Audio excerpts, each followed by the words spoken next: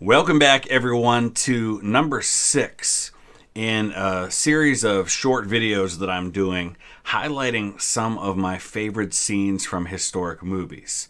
We'll put a link in the description to the other 5 that I've done so far, talking about some of my scenes from movies like Glory, the movie Gettysburg, even Saving Private Ryan, and a few others. But today I want to do something a little bit different. This actually comes from the documentary that instilled in me my lifelong interest in the American Civil War. And it was Ken Burns' documentary that was called Civil War.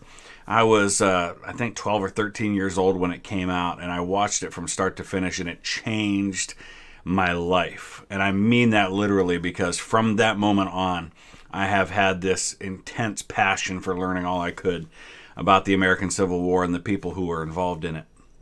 And so what we're going to take a look at now is one of my favorite scenes from that series.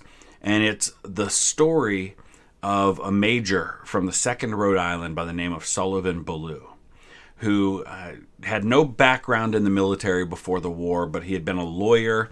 And like a lot of men who were high placed in positions of influence in their states, he ends up getting a commission. And so he's commissioned as 3rd in command of the 2nd Rhode Island as major. And he writes this incredible letter to his wife the week before the first Battle of Bull Run. And so in addition to hearing excerpts from this letter, we're also going to be hearing from the soundtrack for the Civil War, which this is a song that was actually written in the 1980s called Ashokan Farewell. It's not a song that goes back to the Civil War, but it sounds like it could have been. And it's absolutely hauntingly beautiful, this song. And so the combination of this letter that Sullivan Ballou writes, which the words are just amazing. And I would encourage you, if you have a lady in your life, use some of the stuff this guy writes if you ever have the chance, because it's beautiful.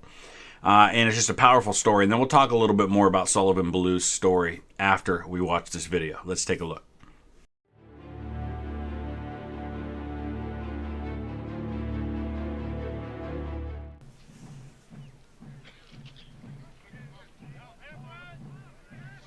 A week before the Battle of Bull Run, Sullivan Ballou, a major in the 2nd Rhode Island Volunteers, wrote home to his wife in Smithfield. July the 14th, 1861, Washington, D.C. Dear Sarah, the indications are very strong that we shall move in a few days, perhaps tomorrow. And lest I should not be able to write you again, I feel impelled to write a few lines that may fall under your eye when I am no more. I have no misgivings about or lack of confidence in the cause in which I am engaged, and my courage does not halt or falter. I know how American civilization now leans upon the triumph of the government, and how great a debt we owe to those who went before us through the blood and suffering of the Revolution. And I am willing, perfectly willing, to lay down all my joys in this life to help maintain this government and to pay that debt. Sarah, my love for you is deathless. It seems to bind me with mighty cables that nothing but omnipotence can break. And yet my love of country comes over me like a strong wind and bears me irresistibly with all those chains to the battlefield. The memory of all the blissful moments I've enjoyed with you come crowding over me, and I feel most deeply grateful to God and you that I've enjoyed them for so long. And how hard it is for me to give them up and burn to ashes the hopes of future years, when, God willing, we might still have lived and loved together and see our boys grown up to honorable manhood around us. If I do not return, my dear Sarah, never forget how much I loved you, nor that when my last breath escapes me on the battlefield, it will whisper your name. Forgive my many faults and the many pains I have caused you. How thoughtless, how foolish I have sometimes been. But oh, Sarah, if the dead can come back to this earth and flit unseen around those they love, I shall always be with you in the brightest day and the darkest night. Always. Always. And when the soft breeze fans your cheek, it shall be my breath, or the cool air your throbbing temple. It shall be my spirit passing by. Sarah, do not mourn me dead. Think I am gone, and wait for me, for we shall meet again.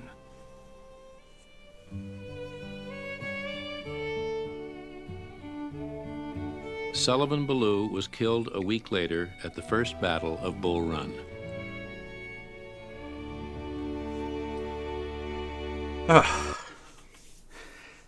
I showed this to my wife the other day just to get her perspective on it, and when they said that last line, she said, "No!" She was hoping that, it was just one of those premonitions that didn't turn out to be real, but unfortunately it was real. It wasn't quite as simple as the way they portray it, but I understand the reason behind saying it the way they did, and it's powerful that way. Sullivan Ballou was on his horse at the First Battle of Bull Run, struck in the leg by an artillery shell, which took a bit of his leg off. The rest had to be amputated. He was left behind when the army fled, captured by the Confederates. The rest of his leg was amputated. He lived about a week before being killed.